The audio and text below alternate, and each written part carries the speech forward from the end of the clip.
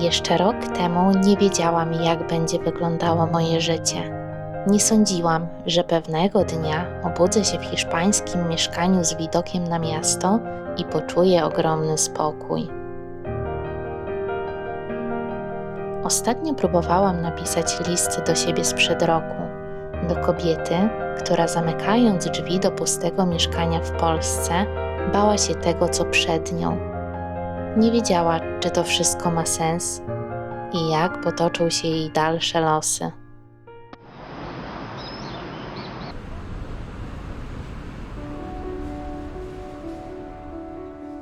W pierwszych miesiącach tutaj próbowałam od razu zanurzyć się w andaluzyjskim życiu. W pełni zrozumieć język, sąsiadów, rytm dnia, który odbiegał od tego, jaki do tej pory znałam.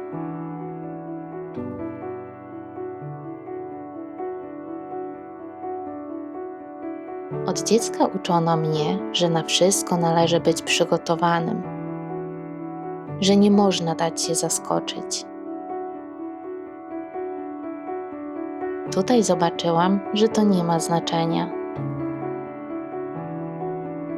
że pierwsze miesiące są czasem obserwacji i nieśmiałego przyglądania się.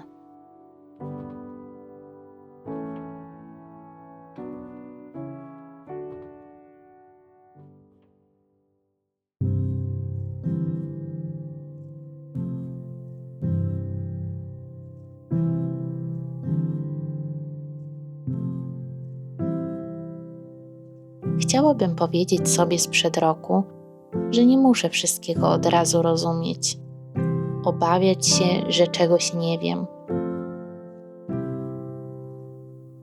że podglądanie we własnym, nawet powolnym tempie pomoże mi lepiej zorientować się w nowym miejscu, zacząć je odbierać takim, jaki jest w rzeczywistości, zamiast patrzeć na nie przez pryzmat swoich wyobrażeń.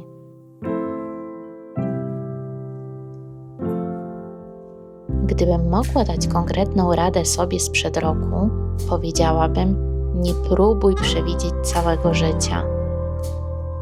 Bo pamiętam, jak bardzo chciałam wiedzieć, czy zostaniemy tu na długo. Czy zdołam nazwać Andaluzję swoim szczęśliwym miejscem i najważniejsze, czy sobie poradzę.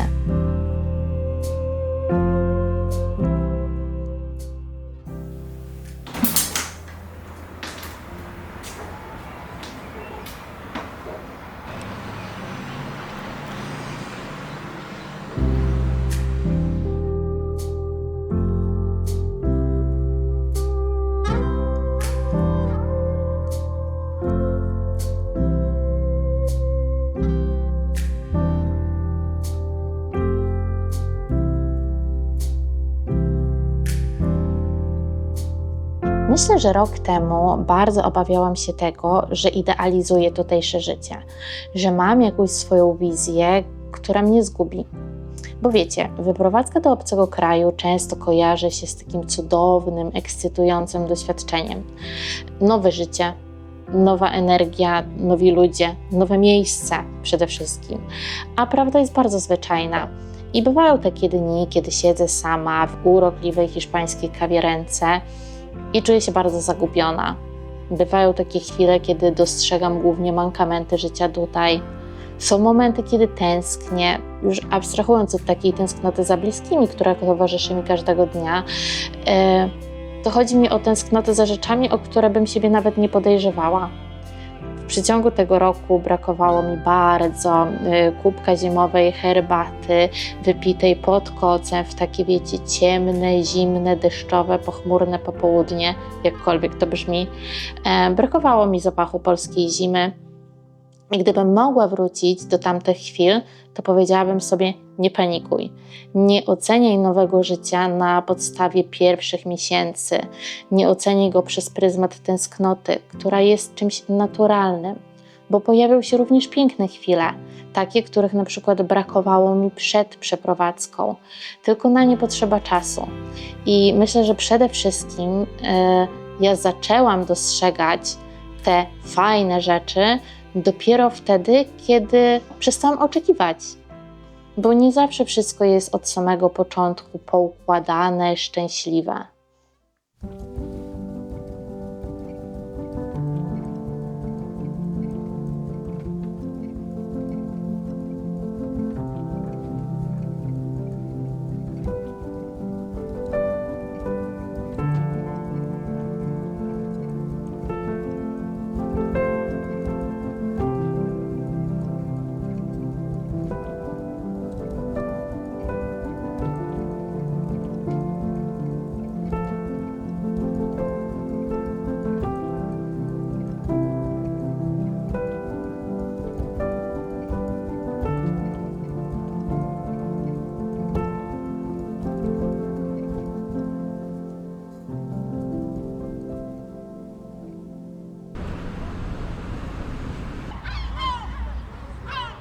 Powiedziałabym również tej zmartwionej dziewczynie, że nie musi od razu znaleźć grona przyjaciół,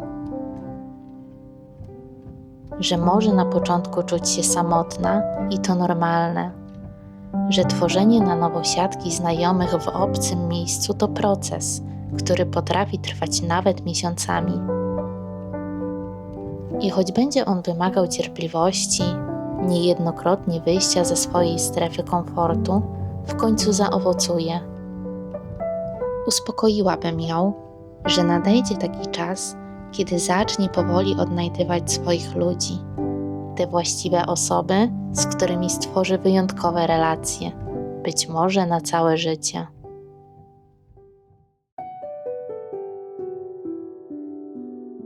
Powiedziałabym sobie jeszcze, żebym nie próbowała od razu czuć się tutaj jak u siebie. Bo pamiętam, jak bardzo zależało mi na tym, żeby wszystko szybko stało się znajome, żeby mieszkanie pachniało domem. Wytłumaczyłabym, że chwilę potrwa, zanim się zaklimatyzuję i znajdę własny kąt, że budowanie życia na nowo wymaga czasu, cierpliwości, pokory, że nic nie szkodzi, jeżeli pomimo wszelkich starań wciąż trudno mi będzie poczuć się jak w domu. Bo pewnego dnia zrozumiem, że dom to nie tylko miejsce, a spokój i miłość, które w sobie noszę.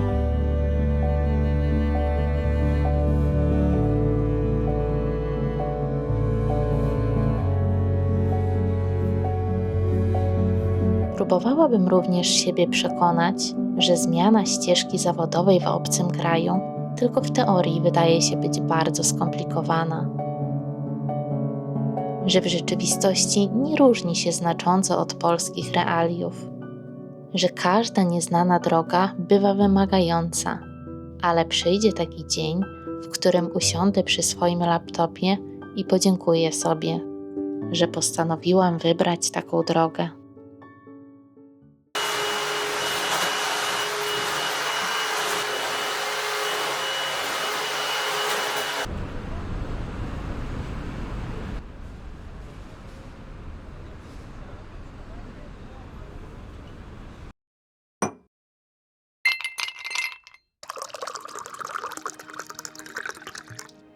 Powiedziałabym sobie jeszcze jedną bardzo ważną rzecz, że wcale nie potrzebuję szukać na siłę wielkich momentów, żeby moje życie było dobre.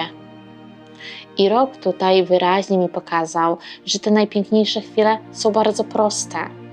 To jest na przykład moja poranna kawa z widokiem na wschód słońca, to chociażby spacer zatłoczonymi uliczkami miasta, które sprawiają, że czuję się tutaj nieco mniej samotnie. To, nie wiem, wizyta w markecie w godzinach, kiedy sklep jest pusty i mogę bez skrępowania mazać sobie wszystkie awokado i bez końca analizować, które pomidory wyglądają bardziej soczyście. To sprzątanie kup mewich z naszego parapetu. Czy świadomość, że nie muszę być nigdzie indziej. I ten rok tutaj pokazał mi też, że tęsknota jest normalna, że nie ma w niej nic złego. I jeszcze jedno, najważniejsze, że można lubić, że można kochać dwa miejsca naraz i że można wybrać życie tutaj, a jednocześnie nosić w sobie cząstkę tego drugiego, w moim przypadku polskiego.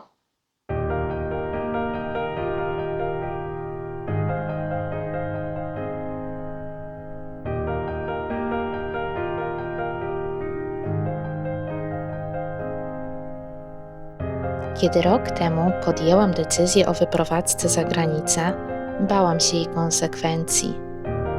Dziś wiem, że najbardziej obawiałam się po prostu nieznanego. Teraz coraz wyraźniej widzę, że niektóre z najpiękniejszych rzeczy zaczynają się tam, gdzie kończy się potrzeba kontrolowania wszystkiego.